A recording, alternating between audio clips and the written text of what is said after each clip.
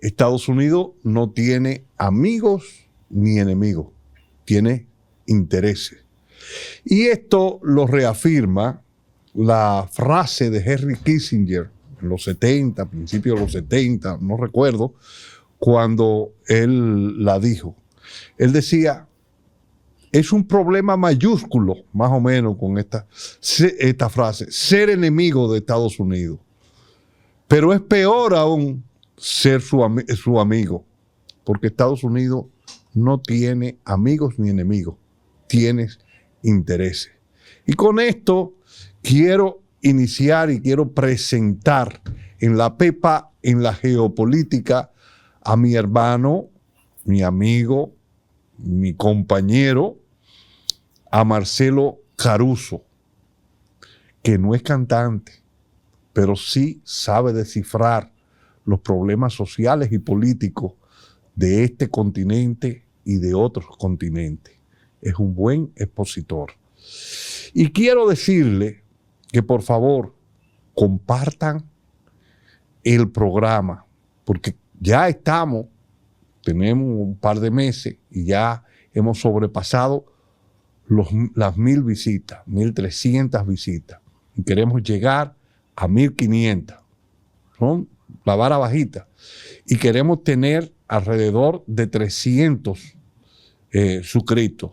Y queremos pedirle a ustedes que, como este es un programa contestatario, que hace análisis contestatario, que está diciendo lo que otros no quieren decir. Mientras otros decían que Rusia estaba perdiendo la guerra, nosotros decíamos que era todo lo contrario, que todo indicaba que Rusia estaba ganando la guerra. Y por eso les pido que a ustedes lo vayan compartiendo para que el algoritmo nos pueda tomar en consideración y poder llegar a mucho más personas. Usted se registra, le da me gusta, toca la campanita y lo comparte en toda su red de relacionados.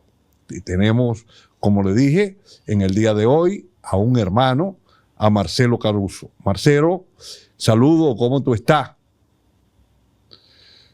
Parece que él está ensimismado. Bueno, Tito.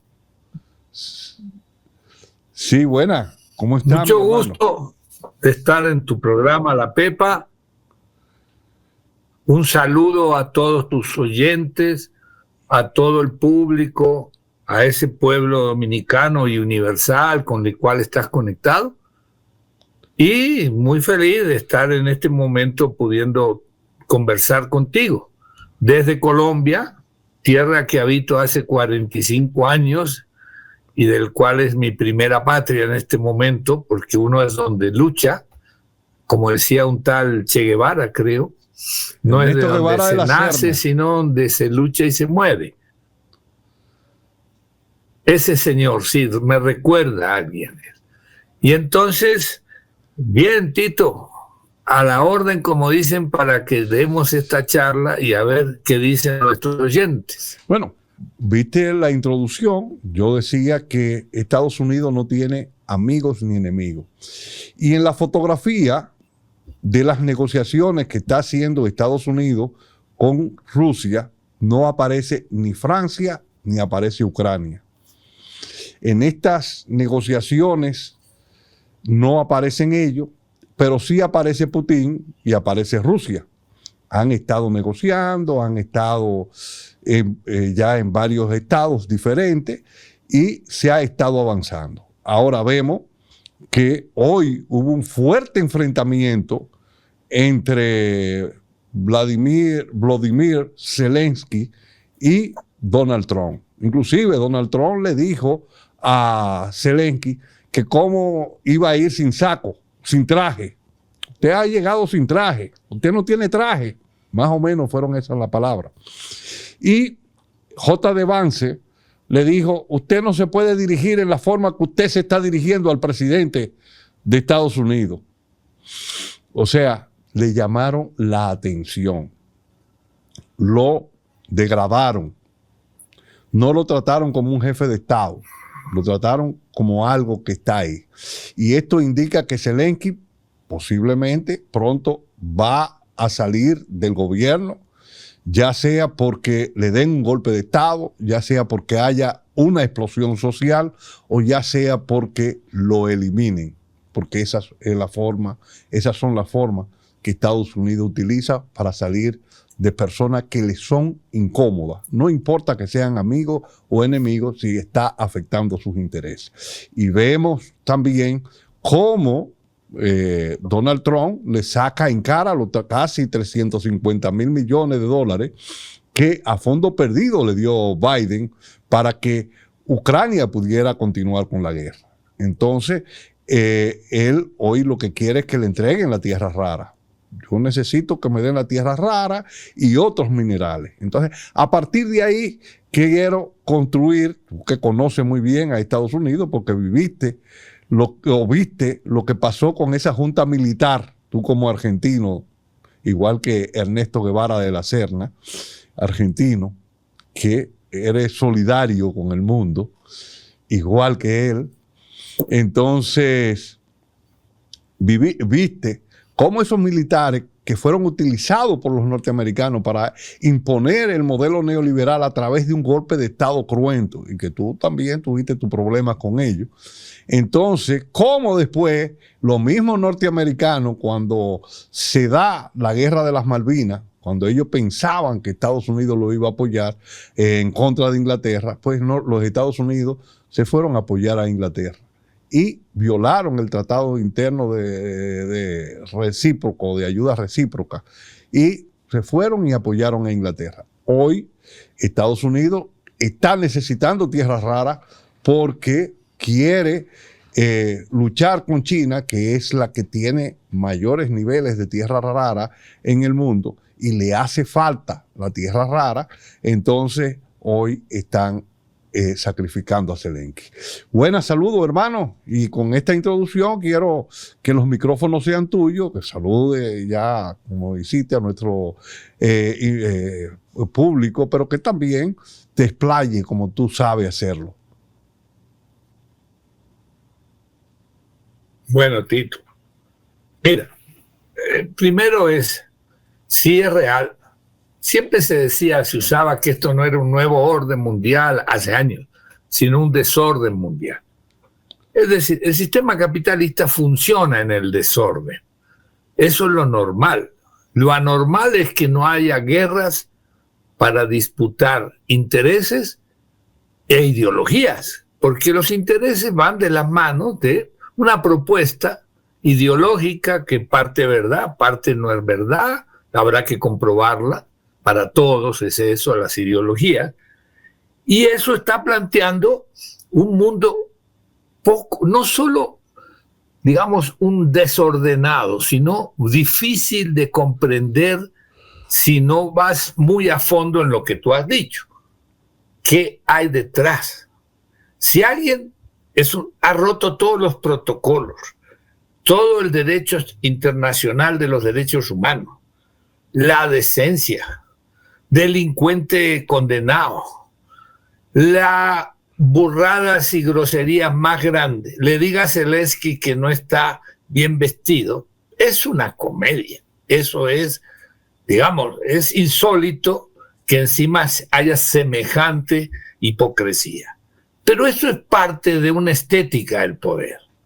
La estética de Donald Trump es al estilo como hacía Hitler, que ponía con la música de Wagner y marchaban todos de una forma impresionante, demostraba un poder mundial lo que tenía. Él arma su propia estética, y su propia estética es la amenaza, aprovechar el miedo, darte una manito y después quitártela, como hace ahora con Venezuela, que primero va y lo reconoce de hecho al gobierno de Maduro, y después dice que no, que estoy pensando si le voy a comprar ese petróleo o no. Y es todo un juego del tipo que negocia, como decíamos, y eso no tienen la culpa los turcos, pero a turquear, a poner un valor más alto para después bajarlo, para amenazar. Bueno, entonces me voy y no le compro. Bueno, es la misma, nada más que en la guerra, nada más que en relaciones internacionales, pero con un objetivo claro, como tú dices, que es el objetivo de recuperar la capacidad que tuvo el Estado de Estados Unidos, su fuerza, su mercado, sus empresas, para hacer lo que llamamos siempre el imperialismo norteamericano. Capital financiero no le falta, el problema es que hoy están globalizados y él los quiere traer todos para Estados Unidos. Y ve a decirle eso a Bill Gates, a George Soros, aún los que están con él. Los medios de comunicación que representan los tres grandes estos comunicadores son en el fondo empresas globales que están aprovechando la oportunidad de coger todo ese poder de Estados Unidos, pero lo están metiendo en el mundo. Ellos no son, el mensaje no es para los pueblos de Estados Unidos que estén viendo o comprando en Amazon o en las distintas redes que están trabajando allí. Entonces, la primera cosa es entender que este personaje, que no era un político, es el antipolítico, que se metió a la campaña presidencial viniendo del Partido Demócrata y Clinton no lo dejó entrar de candidato porque le molestaba a su mujer y se pasó a los republicanos y se inventó un discurso basado en lo que ha sido toda su vida. Negocios turbios, oscuros, medianos. Él ya negociaba con Rusia hacía tiempo. Armaba francachelas allá que se las deben tener grabadas y eso es lo que lo tiene un poco asustado. Pero el fondo de su amistad con Putin no es solo eso, es que él sabe que el mundo se disputa con China. Pero entre China y Estados Unidos hay dos grandes potencias que él está en este momento, es decir, desarmando para atraerlas. La primera, bueno, es Rusia. Pero la más importante aún, o tan importante para no, es Europa. En Europa, en Suecia, que ha sido un país que no ha entrado en guerra desde la época colonial, que vendía la pólvora. Todo ciudadano sueco hoy tiene que estar preparado con una maleta, unos alimentos, porque en cualquier momento llega la invasión rusa. Y los tienen sorprendidos, asustados, y mientras tanto está entrando una derecha a gobernar feroz en todos los países nórdicos, en Holanda, en Noruega. Entonces usted dice, ¿pero qué está pasando? ¿No?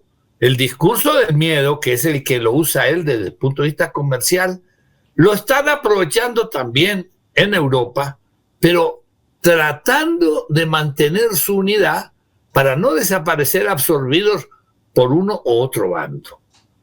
El daño que le hizo, volándole el oleoducto que venía de Rusia a Alemania, que le hizo Estados Unidos, y está comprobado que eso fueron ellos, ha llevado unos costos energéticos, alimentos en Europa. La gente está viviendo con las justas. ¿Y eso quién lo provocó? Estados Unidos, a traerlos y le vende el petróleo directamente. Entonces, en este juego ideológico y de intereses económicos financieros, lo que pasó, ese reality que armaron, porque lo hizo en público, eso fue, yo te digo, es el fin, como tú dices, que se cuide Zelensky si llega vivo a Rumania. Si cae el avión, lo sale. Ya, porque Zelensky, que fue un cómico de televisión, al igual que era Milei, que era un supuestamente comentarista, y le dan el cargo dándole un golpe a un gobierno que era más pro Rusia, empujado por sectores, y esto no es hacer, digamos, cargarle el dado ahí a la derecha. Eran neofascistas los que estaban con él. Yo no sé si todavía siguen, porque eso no son los que pelean al frente. Ellos pelean contra su gente y se ponen un gobierno para expandir la OTAN. ¿Y para qué expandir la OTAN de Europa? Entre otras cosas, para quedarse con los recursos de Ucrania, porque Europa también lo necesita.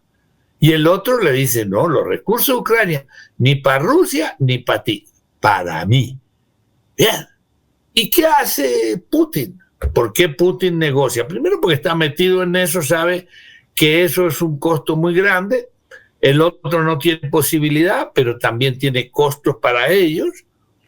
Lo que hace, se ganó toda la costa y la salida al Golfo, a la península de Crimea, al Mar Muerto. Tiene toda salida lo que necesitaba.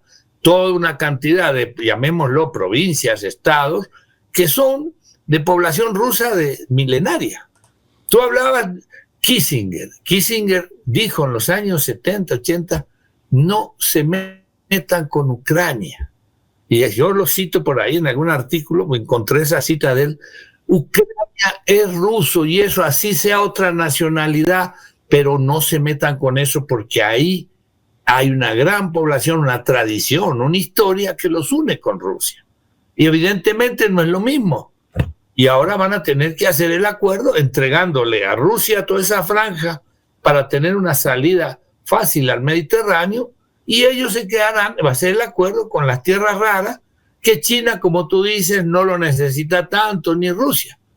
Entonces, en ese reparto del botín, alguien decía por ahí, vi en tus redes, que un nuevo Yalta, que fue el acuerdo entre la Unión Soviética y Estados Unidos, se repartieron el mundo. Aquí no hay acuerdo con China, en esto no está. Los chinos, ¿qué han dicho los chinos? Calladitos. Están calladitos. Pero claro, porque ellos están jugando, tienen contratado otros jugadores. Allá va Putin, le está vendiendo todo lo que le vendía de combustible a Estados Unidos, se lo vende a China. Le favoreció porque se lo tiene que vender más barato. Entonces, le favoreció a China. Entonces, en este contexto, en este orden mundial en desorden, que busca, en el fondo, es la disputa de nacionalismos autoritarios. Ya no es el nacionalismo keynesiano de cada país protegido, trabajadores con derecho, estado de bienestar, ¿no? Que después se acaba porque el mercado requería quitar todas esas trabas que había y extenderse. Y lo que está haciendo es poniendo trabas, aranceles, cerrando el Estado alrededor de Estados Unidos. Todo el debate del libre comercio, ¿dónde está ahora? Nos tuvieron 10 años, 15 años con el ALCA, ahora no, que libre comercio. Es de frente, porque el libre comercio no era libre, era para mí, ¿no? Yo quiero tener mejores garantías que ustedes, los pequeños, los del sur.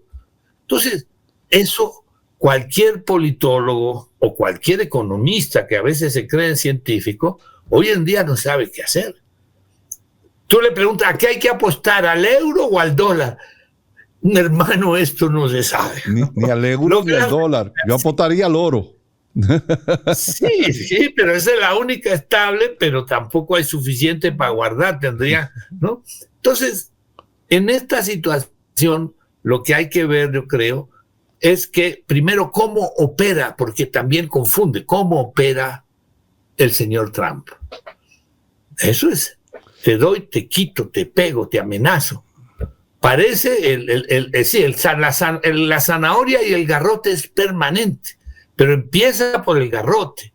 Después tira un pedacito de zanahoria, vuelta a garrote. Mira los aranceles con Canadá y México.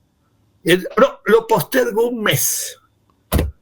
El rollo que él tiene es que las empresas que exportan a Estados Unidos desde México son transnacionales, gringas.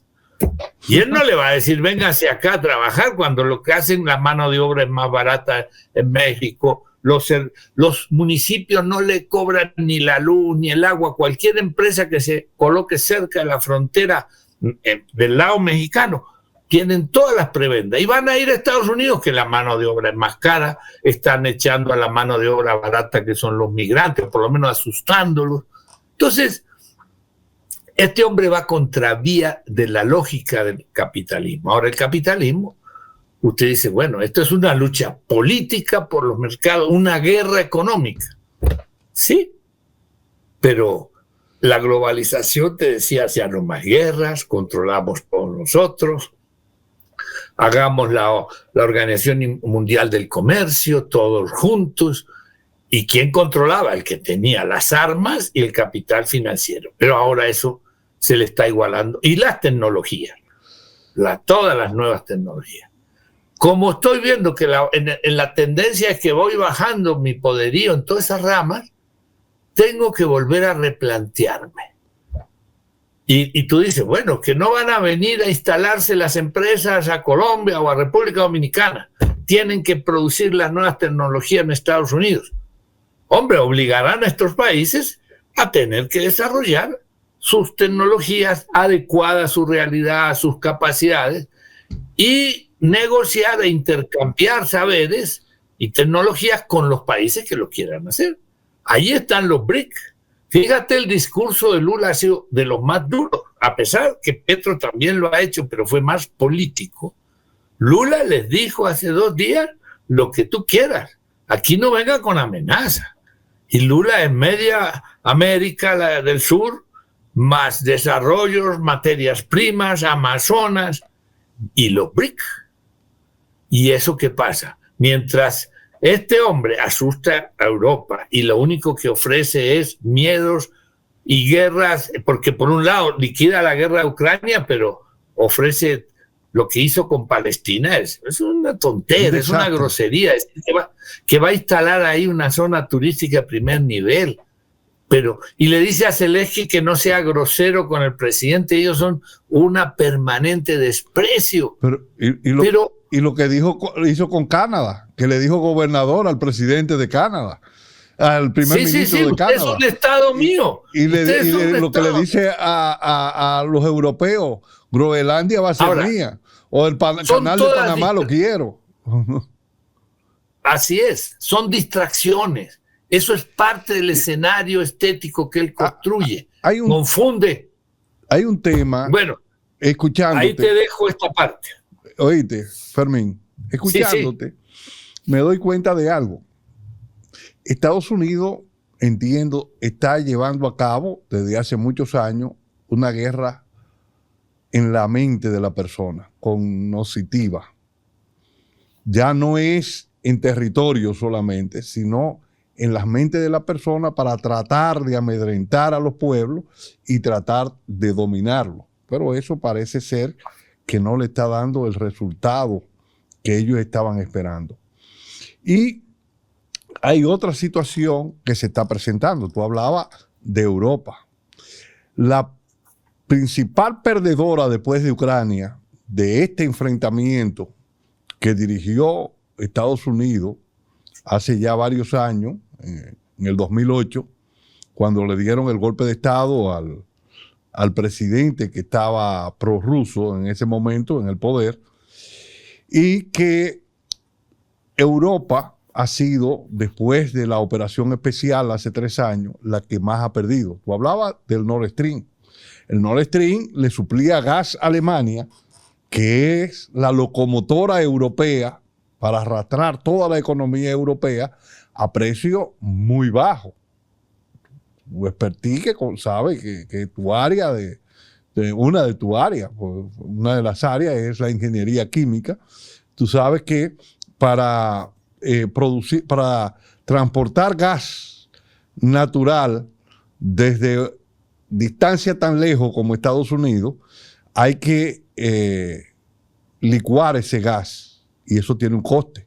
Después hay que transportarlo en un barco, y eso tiene un coste. Y después hay que regasificarlo cuando llega al punto de destino, y eso tiene otro coste. Mientras tanto, ellos lo llevaban por tubería y la utilizaban ese gas barato.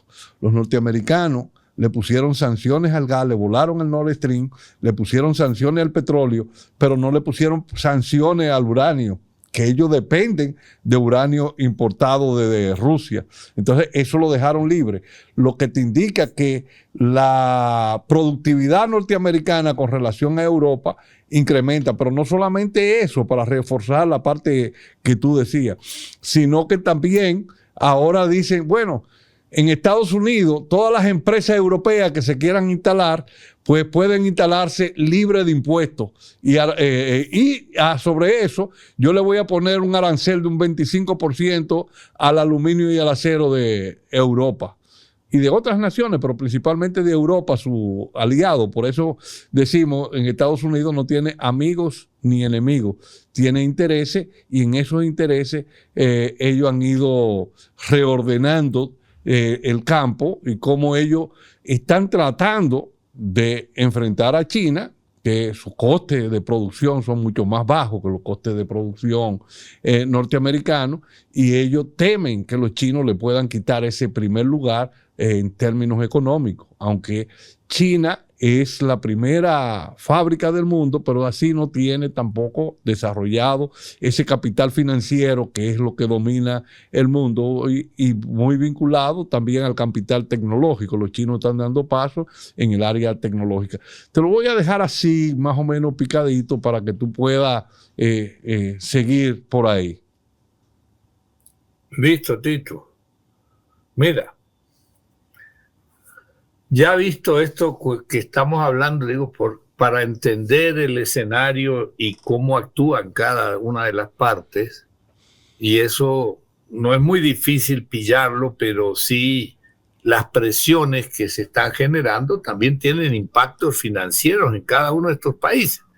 Si ataca Trump, se dispara el dólar, se desequilibran las inversiones.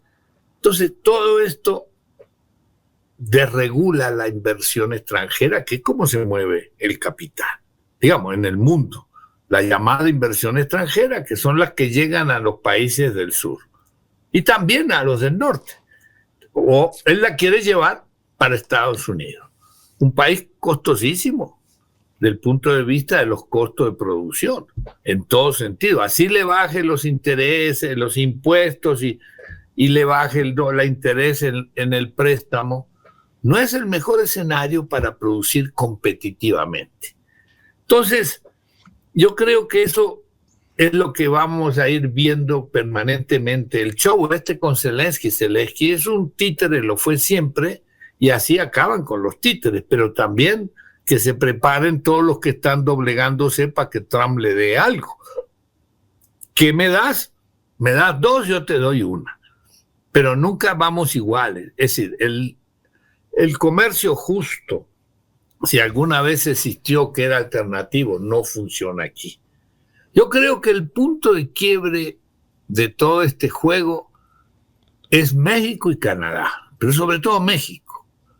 Si él arma lo que dice que va a armar ahí, que le va a poner el 25 o el 35% de aranceles, va a tener un costo, una elevación de la mano de obra, un rechazo de todos los migrantes que ya están organizándose adentro, que han hecho marchas, que no han ido a trabajar, los empresarios medianos y pequeños quejándose de que se van, la mano de obra está elevando el costo, que la gente no va. No hay, es decir, la tasa de nacimiento en Estados Unidos es menor de los nativos que la tasa de su mortalidad. Entonces, eso va a estallar por dentro, pero con México tienen una frontera que, en el caso del gobierno de México, que hasta ahora ha sido muy coherente, valiente en general, lo que tenía que decir, pero no, los costos son, es decir, en un momento había subido el peso mexicano un 10-15%, que no lo veías nunca, y eso estaba estabilizado y bajando. Entonces, hay afectaciones que desordena el mercado, y el capital financiero que necesita invertir con seguridad, hoy en día está volando y no sabe dónde pararse. Como tú dices, compra oro, porque el resto, ¿dónde invierto? ¿En qué países? ¿En qué títulos? ¿En qué commodities? Que un día están y al otro día me los tumba este señor. Esto por una... Excúsame, Fermín. Sí. Y Trump ha desatado un lío con el oro, porque todos oíamos la crisis cuando Charles de Gaulle mandó sus barcos a buscar el oro francés. Eso fue en el año 1971, el 15 de agosto de 1971, cuando le pidió a Estados Unidos que le devolviera su oro, porque sabía que Estados Unidos en la reserva norteamericana, después de Bretton Woods haber fijado que el oro iba a ser el patrón oro, por cada onza de oro ellos iban a emitir $35, pero habían emitido más y se sabía que no había oro. Pero ahora Elliot Mott dice que no existe el oro que se dice que debe estar en la reserva, no está. Ahí hay un lío y no es de ropa. Y ahí el 30% de los títulos emitidos por ellos de deuda los tienen los chinos. Alguien decía, si los chinos sueltan al mercado eso, el dólar por colapsa. De dólares se viene para abajo. Entonces, pero fuera de esto que siempre son, quien mandaba aquí era el capital financiero global mundial con sus transnacionales que son inicialmente financieras. Bien, ahora intenta que sea un Estado con los medios de comunicación, que es lo que él tiene, y en eso hace un daño muy grande, porque tiene convencido al pueblo de Estados Unidos, como lo tiene Milei a un 50-60% todavía en Argentina, o Bukele, con los medios y con los fracasos de otros. A pesar del meme coin, de Milei, a pesar del meme coin. No, y a pesar de, sí, porque la inversión que hizo en el compañero Milei en sus divisas ha sido muy complicado. Poner a la gente lo que embarcó, pero tú dirías, uy, al otro día se va a caer Milei. Puso a la gente en una pirámide, ¿no? Criptomoneda, ¿qué más? Y resulta que la gente, no, es que lo engañaron, no, es que no, pobrecito.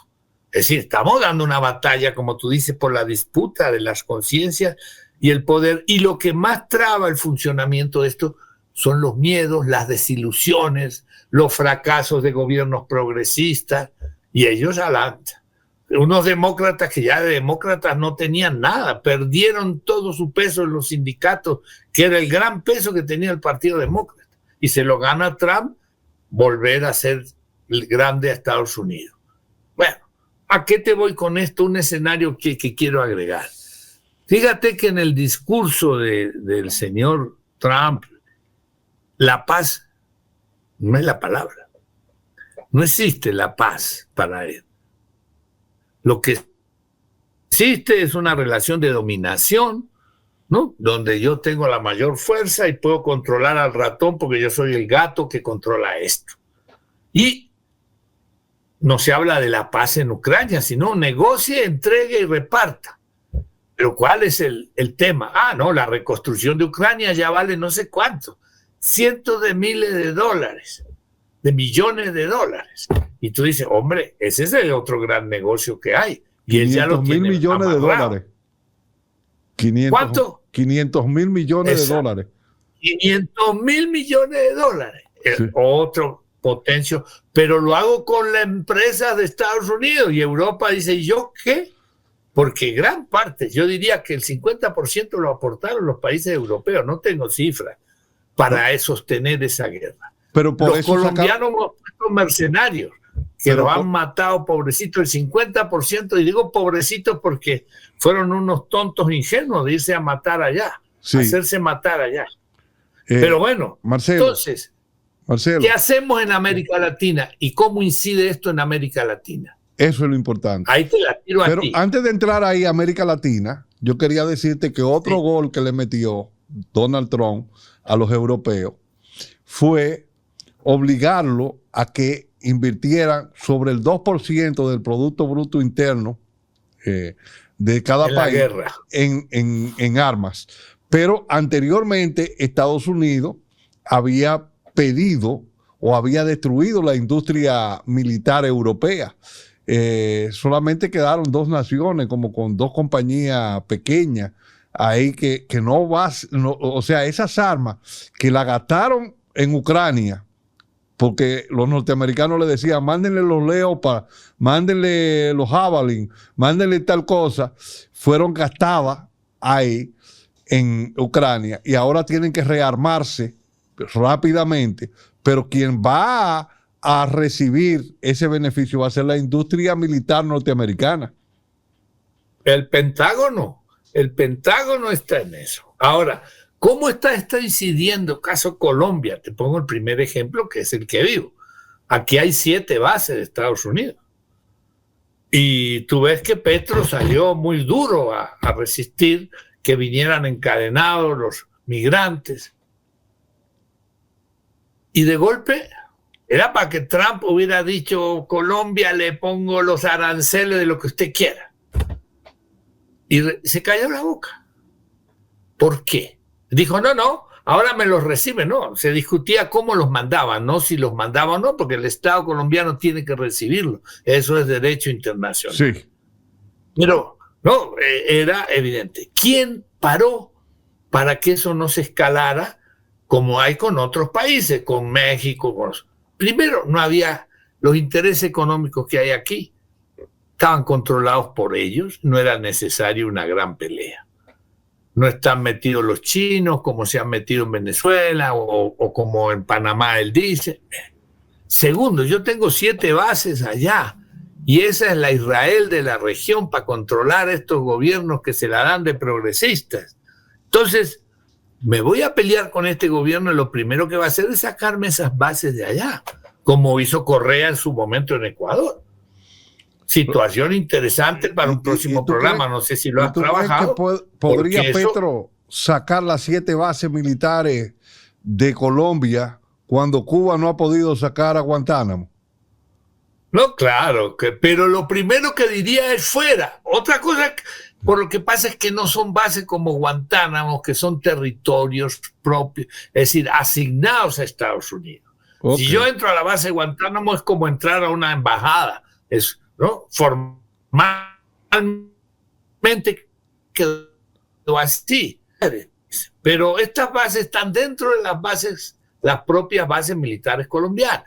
Okay. Tienen una parte que es de ellos. Tienen partes, controles, algunas tropas, ¿no? Lo que le interesa es los controles estratégicos, radares y la venta de armas que manejan y eso. Pero entonces, lo que te voy es esto. Dependiendo del interés y la función geoestratégica, están las decisiones. Y tú dices, pero ¿cómo este bárbaro le hace eso a Zelensky? Si él era instrumento de la OTAN. Es que, claro, la OTAN de los europeos, pero la OTAN de los gringos es otra cosa. Y ahora toda Europa, como tú dices, pasar del 2% al 6% del presupuesto en armamento y gasto de guerra.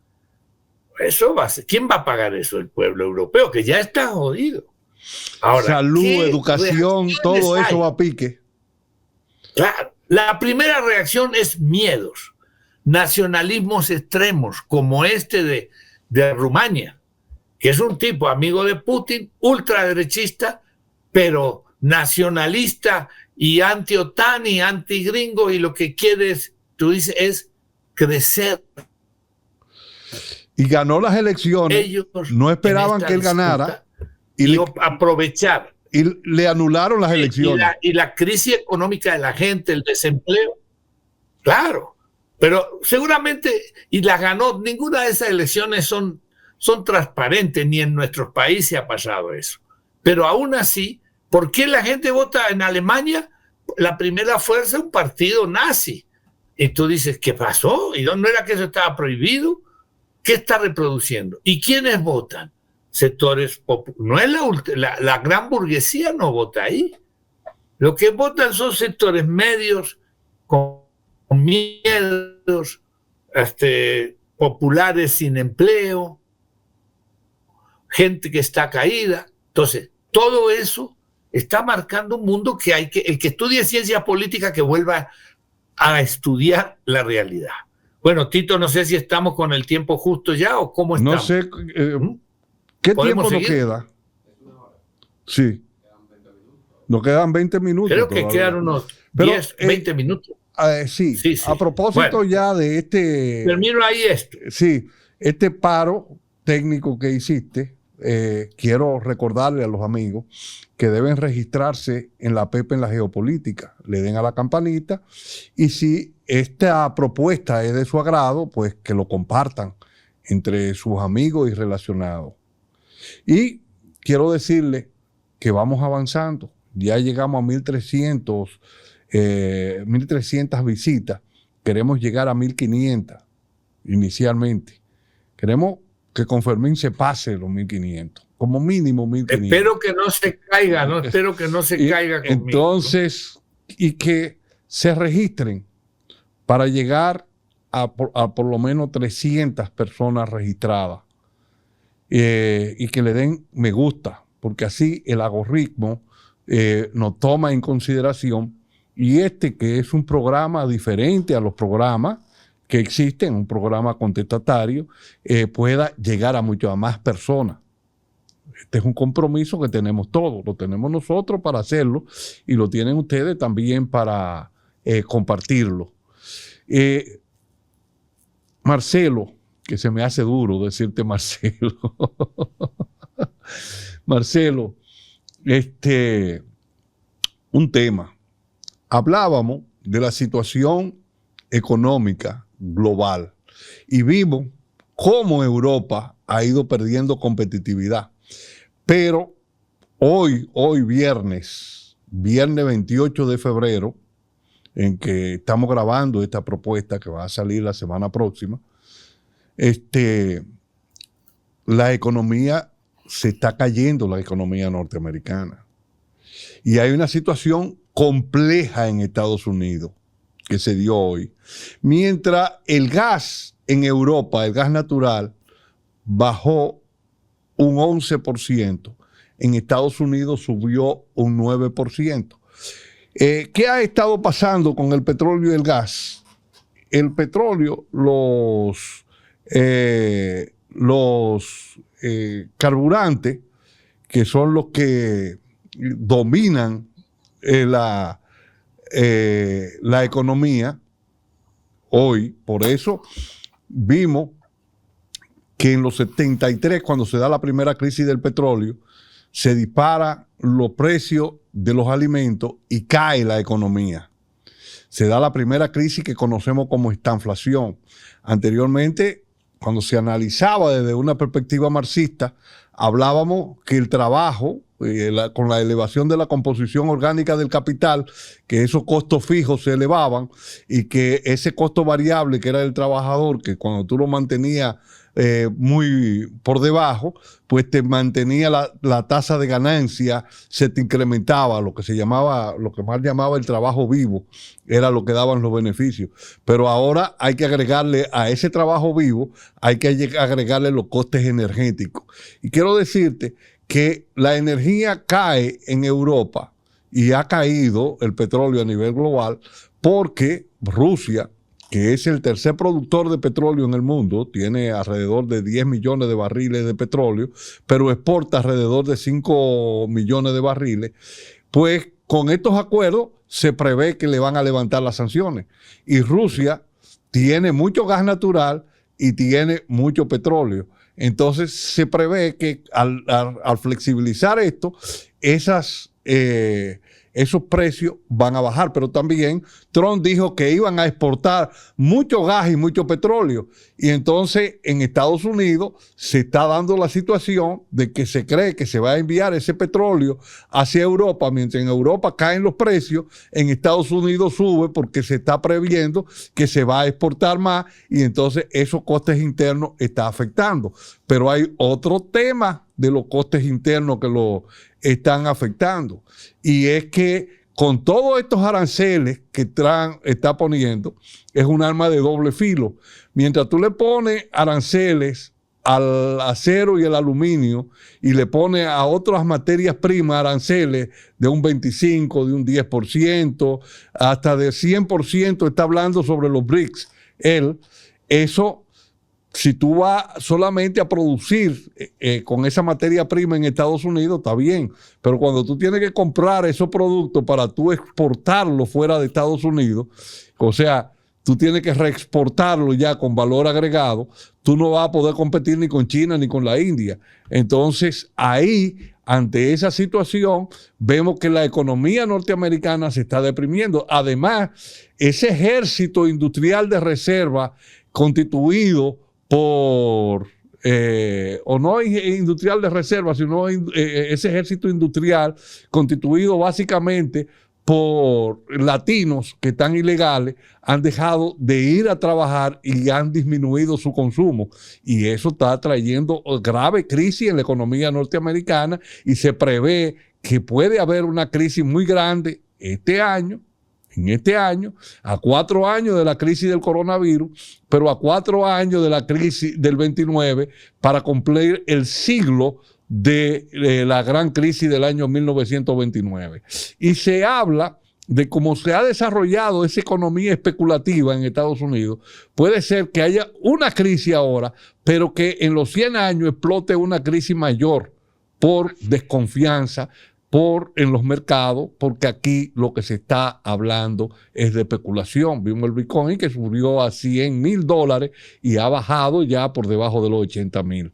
Ese era ese acotamiento que quería hacerte, Fermín. Os digo, bueno, Marcelo. Gracias, Tito. El lado economista tuyo, marxista, claramente, yo comparto. No te puedo decir más que creo que eso está en camino.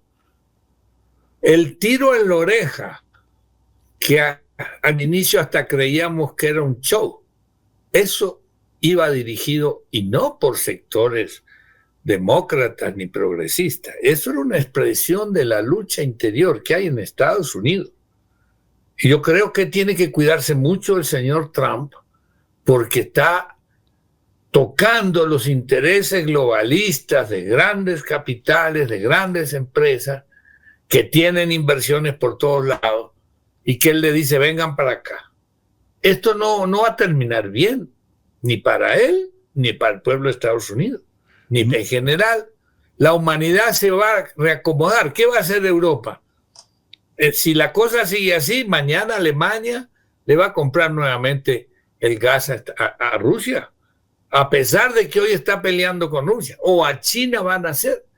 Es decir, la guerra de aranceles que se pudo hacer después de la crisis del 30 del liberalismo clásico, donde cada uno se encerró y comenzó su desarrollo, unos a aumentar más su desarrollo porque no teníamos cómo crecer, y otros, como aprovecharon Corea, Taiwán, otros países, a crecer desde adentro con inversiones, protecciones, industria y tecnología. Hoy es tan grande lo que cuesta desarrollar una industria de la que sea, por los costos de las tecnologías, los costos financieros, que esto va a ser unas disputas enormes y una crisis del mercado porque no hay estabilidad. El keynesianismo permitió que cada estado medianamente garantizara estados de malestar, otros de más bienestar, pero hoy en día está todo cruzado y tú no puedes volver a cerrar la frontera de los estados. Y Marx lo previó, la tendencia va a ser a globalizar los mercados. Y de ahí viene además una crisis que no estamos hablando, Tito, que es la crisis medioambiental que se está generando también. Todo California incendiada, las casas de Hollywood, ¿eso qué te está diciendo? Que esta disputa por mercados energéticos, cuando lo que hay que hacer es la transición energética, la búsqueda de alternativas, y los chinos se están metiendo en eso de cabeza, empezando dentro de ellos, que eran los más grandes contaminadores y no se podía ni respirar en sus ciudades. Están volviendo a cambiar eso y están metiendo otros tipos de energías. Aquí va a circular en estos días empujado por el gobierno, el primer bus con hidrógeno verde. Vamos a ver, eso es una posibilidad muy difícil porque eso es muy explosivo, ese hidrógeno, y cargar carros así con las locuras de nuestros conductores, yo no sé qué pueda pasar. Una bomba. Pero eso es lo que hace para frente a eso que hace Trump. Se retira de los acuerdos de París, se retira de todos los siglos. Es decir, hay un proyecto de ley del sector trumpista en el Senado de Estados Unidos de retirarse de Naciones Unidas, que fue lo que surgió de la Segunda Guerra. Estamos en una guerra. La diferencia es que no se la pueden hacer muy militar porque todo lo que puede, ya Rusia le dijo, mira, yo no seré la potencia en grandes cosas, pero en armamento te puedo dar palo cuando quiera. Y le metió un misil que pasó todos los escudos sin carga atómica y se lo dijo, ahí tiene. Entonces, por el lado militar, ya no es con tropas. Nadie quiere que vaya contratan mercenarios del tercer mundo, pero no van a ir gringos ¿no? a pelear allá. Y hay ejército privado. Todo. Entonces, la guerra económica es brutal, pero la guerra económica, es decir, el capitalismo necesita de equilibrios políticos, democracia, entre comillas, y economía funcionando para que las inversiones crezcan y el capital se reproduzca. El modelo Trump es frene la acumulación de capital por allá y véngase aquí como que eso fuera una lógica, como que el capital va a donde están las posibilidades mayores de acumulación. Y creo que eso, querer cambiar esas reglas del mercado es el suicidio, ¿no? Y el magnicidio eso van a intentarlo de nuevo de mil formas. Dentro del Partido Demócrata, mira, hay una gran pelea. La jefa de inteligencia de Trump echó a toda la gente de la inteligencia del Pentágono. Sacó los generales están hablando pestes de él. Era la industria militar, el complejo militar industrial más fuerte del mundo era el Pentágono. Puso una jefa de inteligencia que tú la escuchas y dices, esa parece revolucionaria. Y tiene un pasado como, entre comillas, democrático, rarísimo. Entonces, Fermín, Marcelo, una parte ahí. Él ha contratado un servicio privado para su seguridad. Porque no confía. Claro.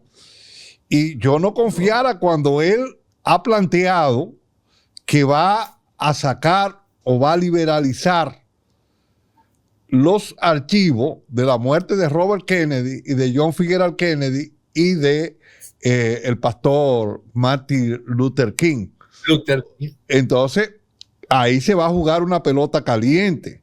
Porque todo el mundo sabe que Kennedy emitió una orden para pasar la Reserva Federal, creo que era la 11.111, la Reserva Federal, pasarla a mano del Estado norteamericano. Y después de la muerte de Kennedy, esa orden no se ha cumplido. Y todos sabemos que Oswald disparó con un fusil letra U que tenía una sola bala.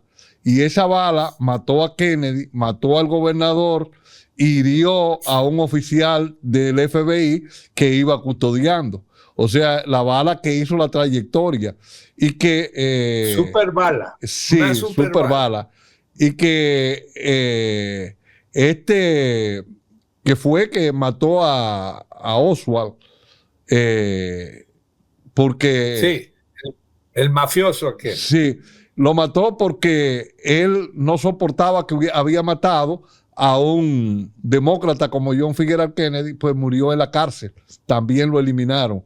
Entonces, ahí se recogieron todos esos archivos, no lo publicaban. En Estados Unidos se liberaliza cada 20 años esos archivos y eso va a más de 50 años y no han sido liberalizados. Y aquí podemos ver que él, atentando contra eso, la bala ya no va a ser en la oreja, va a ser en otra parte. Y que no vengan a decir que fueron los iraníes, que fueron los rusos. Ah, no, seguro. Los chinos. Ahí va a venir. Pero mira, él, cuando asumió en el Congreso, 4 senadores le tumbaron una votación, al final no la hicieron. Y si le dijeron, o nos das los puestos, los del Tea Party, que son la ultraderecha antes que él existiera, globalista, petrolera.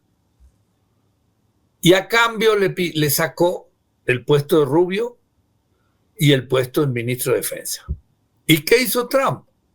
Puso sus enviados especiales, como 16, uno para cada conflicto, para que no sea Rubio el que decida, ni el de defensa. ¿Y qué está haciendo? Llegó y hizo con todo el debate que hace de Palestina, obligó a Netanyahu a negociar, cosa que no hacía Biden. Después obligó, digamos, a parar la guerra en Ucrania. Bueno, entonces, es muy, muy contradictorio si tú quieres encontrar una continuidad de un sentido político ideológico, como empezamos. Esto no es un tema, es político enormemente, pero determinado por intereses ni siquiera de dominación del mundo, así como estábamos pensando en la globalización. No, de un país que domine y concentre todo el capital financiero y todas las tecnologías para enfrentar a los chinos. Y ese es una utopía peor que la que nosotros, de los que creemos todavía en que vamos a hacer una revolución socialista algún día, de las buenas, democrática desde abajo, popular, que todavía esperamos. Hay que ver los dominicanos qué aportan, qué aportaremos los colombianos, los latinoamericanos, que con todo esto, lo único que ha favorecido esto de Trump es que aflojó con Venezuela, ataca a México, pero obliga a izquierdizarse, y no tiene tiempo de meterse en América Latina, porque aquí lo que le interesa es la guerra del litio allá abajo. Ya tiene dividido al MAS de Bolivia, ya tiene a Boris calladito para cederle su pedazo en ese triángulo de litio, y en Argentina ni hablar. Entonces, por ahora no somos de gran interés, como en general no lo somos, pero por nuestro poderío económico, financiero, pero las riquezas están aquí guardaditas y pronto ya las necesitan. Y ahí viene, también aquí hay tierras raras, también hay muchas cosas. En todo caso, Tito, muchísimas gracias por esta oportunidad de cambiar. Un saludo para los ambientalistas de tu región, acabar con esa usina que armaron, que parece la cosa más grotesca. Bueno, tenía un gran negociado detrás con esa empresa famosa que no vamos a nombrar, y saludar a toda la gente que se la pela allá y con los cuales tenemos un cariño, un aprecio mucho. Saludo a ti y la gracia, Marcelo, porque este ha sido un excelente programa. Lamentablemente todo lo que comienza termina, y ya nosotros hemos llegado a la parte final de este programa, y queremos decirle a los amigos televidentes, a los amigos que están en esta plataforma, La Pepa en la Geopolítica, que nos ayuden a expandirnos, que vamos a socializar este programa, porque es un programa muy bueno. Tenemos un buen panelista y vamos a darle a la campanita, decirle que nos gusta, si nos gusta, y compartirlo en todas nuestras redes sociales. Vamos a ampliar, porque el objetivo de este programa es crear conciencia, y creamos conciencia llegando a muchas más personas.